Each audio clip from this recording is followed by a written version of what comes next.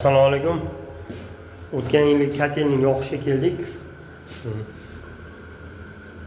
Ko'p polda bizda nima bu gazli boiler avtonomli dikaloriy Eronniki.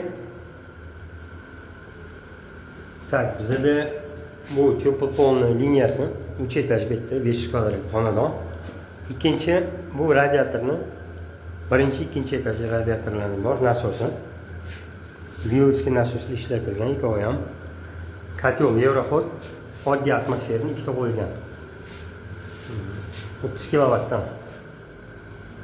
Погружной насосimiz. Sovuq suv подготовка kelishi. Filtratsiya mana yo'mkasiga qoldirib ketganmiz. Sovuq suvni подготовкасы повышающий nasosimiz. Resirkulyatsiya liniyasi.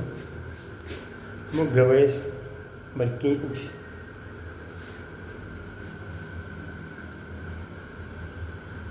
Dimoxo'rlarni nirjavkadan qilganmiz. Tepamiz sanuzol bo'lganligi uchun kanalizatsiya ham bo'lgan.